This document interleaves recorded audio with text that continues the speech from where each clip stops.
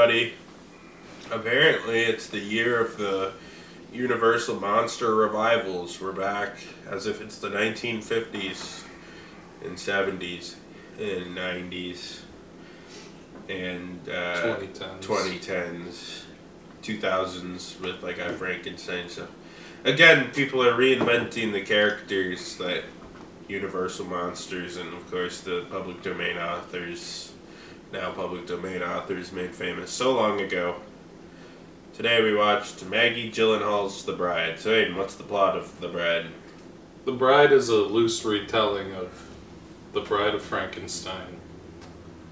And by loose I mean it kind of vaguely resembles the premise where Frankenstein is lonely and makes a wife, but then his wife gets sexually assaulted at the 1930s rave and becomes a feminist, and they become Bonnie and Clyde and run around killing people and have a dance number. And for some reason there's the ghost of Mary Shelley is also possessing the bride, so she talks all weird. And there's like a whole sub-story about a cop who's in with the mob or something. There's a lot going on, none of it particularly important. Connor, what did you think about The Bride? The Bride is a really well shot movie. The lighting, set design, costumes, everything is very good. So in theory you'd think it would be good, but it's not. Maggie Gyllenhaal brought on all of her friends. Jake Gyllenhaal plays like a 1930s movie star who sings and dances in a featured extra role, or like a really minor speaking part repeatedly. And then you have her ex-Dark Knight co-star Christian Bale. You got her husband as the detective. There's a lot of Maggie Gyllenhaal's friends and family coming together to make this movie.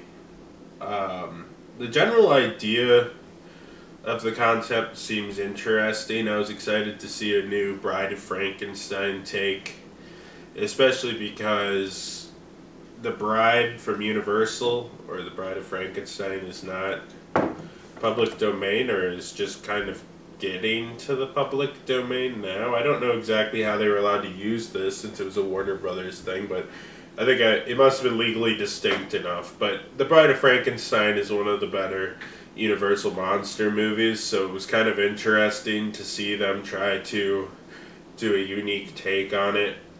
This film very much feels like, I don't know, like a Phantom of the Opera or Cats or Moulin Rouge, where it's a bunch of famous people in over-the-top costumes trying to appeal to the theater kid polycules. And it seems to have worked in that realm, but as a film, it doesn't really. The Bride especially gets loud and runs around and makes really cheesy memes and shit.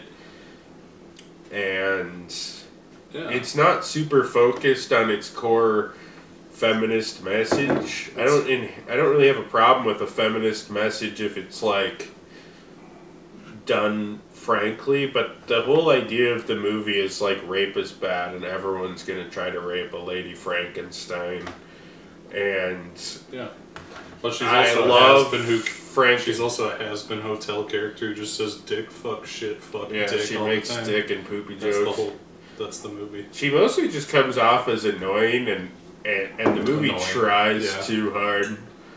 Christian Bale as Frankenstein is such a secondary character mostly, which is fine, but at the start he's pretty important, and then he kind of fades to the background as like her I don't know, her weird manlet defender, but he's like 7 feet tall. That's the best way to describe it.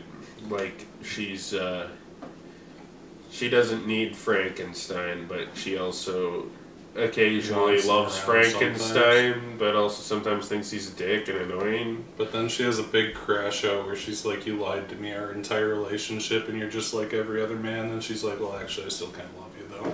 Yeah. For some reason. I don't know. It has like Romeo and Juliet elements at times that it wants to implicate. Plus Juliet. Romeo plus Juliet. It has occasionally Bonnie and Clyde elements. It's a lot clustered in, and especially in the second half of the film, you kind of start to forget you're watching a Frankenstein movie at all because it doesn't really become that. In kind of a musical sense, it's like they have these ridiculous getaways that, they would have been caught and stuff, but it's more about the vibe, which I think works better in like a musical sense. And really it feels like a musical that was too cowardly to include many musical sections. There's like a few dance numbers, and Jake Gyllenhaal has a couple numbers as his character. But for some reason they didn't commit to the whole musical element, which might have been better. The whole detective plot was a vessel to put her husband on. It would have been more sensical, perhaps, or at least more like, it's fitting in with the genre. It has the excuse that with the vibe, but that genre, it felt like it wanted to be a musical, but also was too scared to commit for some reason. Yeah. Which I think is kind of a problem. Also, Maggie Gyllenhaal's husband's subplot feels entirely pointless, basically. The cops could have just been nameless. They could have been nameless town folks. The husband is like investigating, but then he's like, I'm a bad cop who doesn't protect women good enough or whatever. And I'm like Harvey Weinstein. So then he like just fucks off for the rest of the movie, and then there's his lady detective sidekick, and everyone is sexist towards her because she's the lady detective, which makes sense in the 1930s, but this is also a 1930s where there's a lot of openly gay characters and trans characters and black characters and stuff. So sexism only applies to a couple of specific characters, and only when it's plot necessary. They kind of ignore the overall institutional problems of the era, except for when it occasionally seems plot relevant, which I feel like it's like, if you're not going to do it, why fucking do it at all? I don't know why it's set in the 1930s if there's a significant amount of this movie that takes place at a rave. There was also there was a time, music rave. Well, that's the thing too, is they do the Great Gatsby thing where it starts with like the 1930s like jazz music, and then all of a sudden it turns into like some fucking modern FKA Twigs song or something, while they all dance around to electronic pop music and shit. The kind of like the Great Gatsby, when they would like play like some jazz music, and all of a sudden you're hearing the entirety of the Watch the Throne album, which for some reason Baz Luhrmann. It feels like a really bad Baz Luhrmann movie. Yeah, it does feel like it's a very Baz Luhrmann core, like Joel Schumacher or something. Whoever directed Cats. It really, and it feels like a modern version of those movies, and not in an endearing way. Feels like A24 tried to make Cats. Well, that's the thing, is I feel like they shot it like an A24 movie, and we're in such an A24 society where having any sort of message immediately tricks a certain sect of film people into being like, this is the greatest movie I've ever seen. It's like this group of people that used to like watch, they used to be targeted by like Fast and Furious movies that are now like targeted by A24 movies, and they gotta try really hard to pretend to understand them or something. So then when something like this happens and it flashes a lot of the same like actors who are trying to be more serious but not serious in this case, or blah blah blah. I feel like if this movie was made 20 years ago, it would have been absolutely fucking lampooned, because it's just one of those really bad Joel Schumacher, Baz Luhrmann musicals minus the fucking music, and I don't know. It's just weird. It doesn't know what it wants to be, which is kind of the biggest problem. And yeah, I mean, I also just found the characters really annoying. Every time Mary Shelley came back to life, Mary Shelley's like, this is secretly like the only other Frankenstein story that counts, because this is like mine, and I'm like the ghost of Mary Shelley. which felt very cringe-inducing for some reason. Like, why are you bringing the real historical figure in and being like... Well, it's like that pretentious off-Broadway thing where they have, like, the narrator standing in the back and talking about how sad all the characters are before they cover a Taylor Swift song with, like, bluegrass instruments. Yeah. Because they got AIDS from whatever. The best way to describe this movie is incredibly cringe-inducing and... Annoying. And the sad thing is, like, in terms of cinematography and like I said, all those a lot of the technical departments of the film did a really good job, but it's in service of a really dumb Maggie Gyllenhaal carried over the entire production team from Joker 2 to make this Joker 2 remake. Oh, is it really? I mean, yeah, I guess same cinematographer, same like editor, same composer. I mean, it's kind of a remake of Joker 2 too.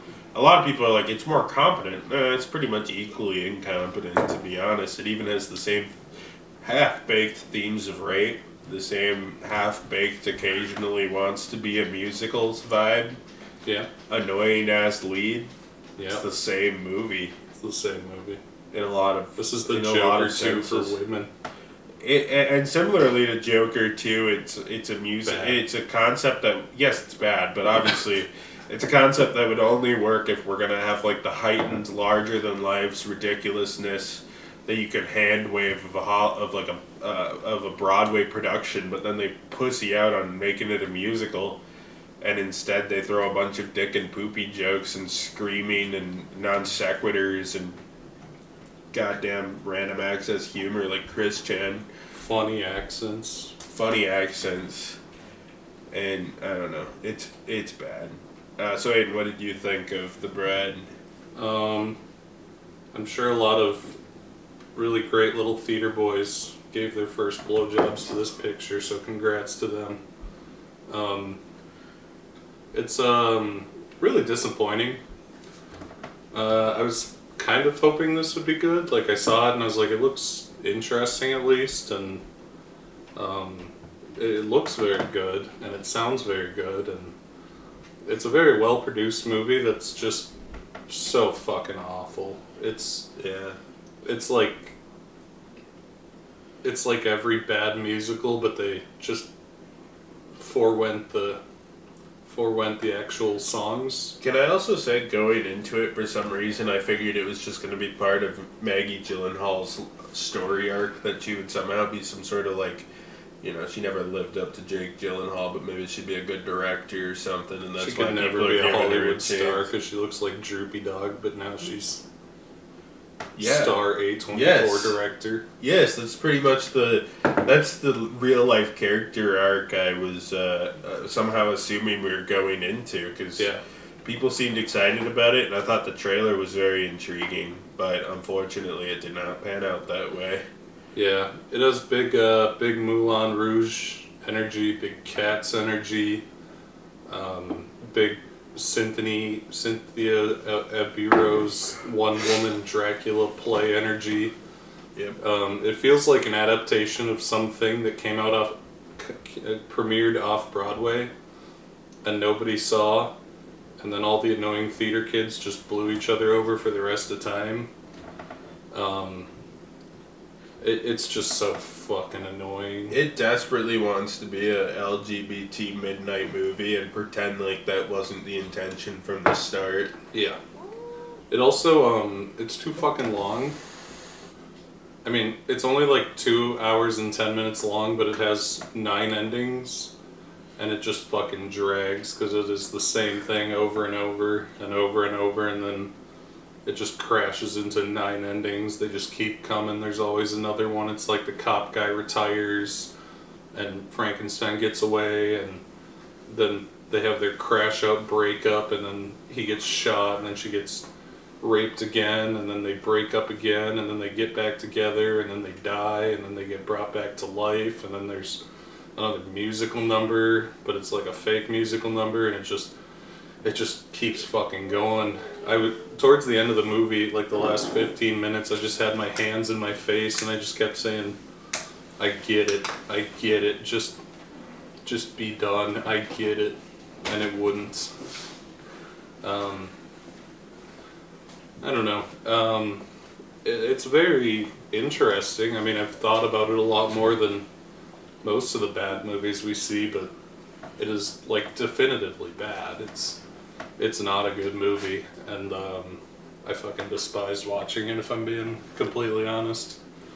Connor, would you recommend The Bride? No, I think it falls short. I think it's obvious that it was trying to go for that kind of Rocky Horror Picture Show or like one of those John Waters movies. But the thing about those movies is even when they were weird and even when they weren't very good, there was just some sort of like energy and charm that felt at least authentic. Like they were having a lot of fun. So I can get why theater kids were blowing each other over those movies for years. This movie feels like it really wants to try to capture organic energy in the most inorganic way ever, and it's also at least 45 minutes too long. So I will say no. So Aiden, do you recommend this movie? And before you answer, I also want to ask, we watched another spooky monster, Universal Monsters adjacent movie. The weird rapist's take on Dracula. How do you rank it compared to Dracula? And do you recommend this movie? First, the only people I would recommend go see this movie are your local high school theater kid who's gonna give a hell of a blowjob to his best friend. A polycule? Get the whole polycule out there. Support. Yeah, the whole gang can give each other blowjobs. Support young filmmakers like 48-year-old Droopy Dog. But no, I wouldn't recommend it, and also Dracula was significantly better than this. It's not even close. Oh, I forgot you liked Dracula. I didn't like that one. What do you think of Evil Dead Rise guy's Mummy? Lee Cronin's Mummy. I'm down, I guess. I liked Evil Dead Rise. Hi, Maya. What do you think of Brendan Fraser's Mummy reboot that's coming out for some reason? I'm excited for that. Do you think they're gonna put Brennan on the Zempi, or do you think they're just gonna let him be Fat Brennan?